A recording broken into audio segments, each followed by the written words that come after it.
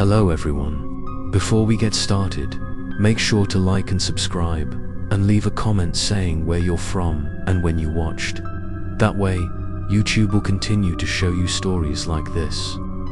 Now, let's get started. Asterisk, I couldn't stop thinking about the last sentence in the recording he had started and couldn't stop anymore. That voice carried an unnameable fear, it felt like. I had accidentally touched something that had been sealed for a long time, and it didn't want to be awake. Next morning, I decided to thoroughly check the entire structure of the house. I contacted the City Archives office to ask for the original design drawings of house number 44. The old file was delivered after 2 days of waiting, and when I opened it, I immediately realized something strange. The original drawing. There was a small rectangular room located between the kitchen and the spare bedroom, but when I checked in reality, there wasn't any door leading to that room. I measured it again with a laser ruler, and there was indeed a hidden space behind the kitchen wall. A space more than 2 meters long and more than 1.5 meters wide. I felt a chill down my spine. No one designs a sealed room without a reason. I started looking for cracks or gaps in the wall. After a few knocks everywhere, I discovered a section of the wall made a hollow sound more than the rest. It was behind the moldy dish. Rakai moved the shelf and touched the plaster.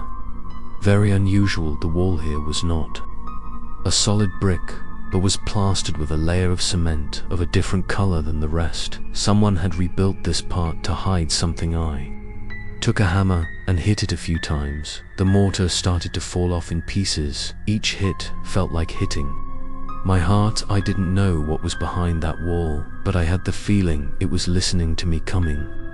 Each piece of brick broke to reveal a wooden wall behind old and moldy. I tapped lightly.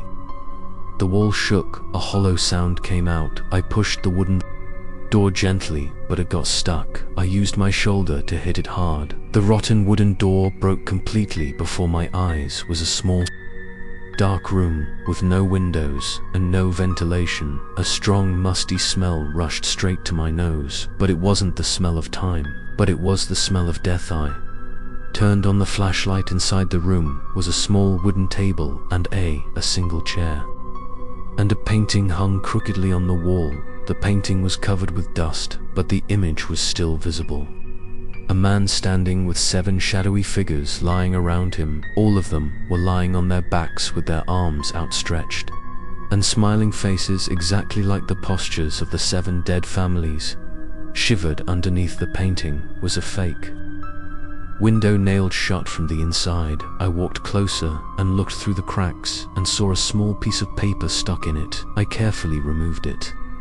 On the paper was written a line in faded red ink. They came from the call and would not leave until someone replaced them. I read that sentence over and over again with a sinking heart.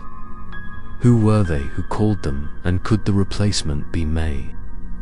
Hurried out of that room and went back to study the painting more closely. I took a picture and sent it to a friend who worked in the Symbology Institute. After a few hours, he called back in a bewildered voice.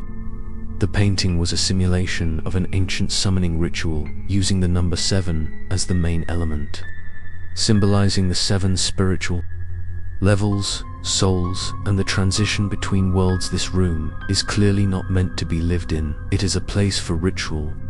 A ritual that requires sacrifice, a ritual that is hidden from all official blueprints. I began to understand. All families move in on the 4th of April, for 4 is 8, divided by 2 is 4, to 4s appear together as a symbol to start a loop, and I have been in that loop since I set foot in this house that night when I slept.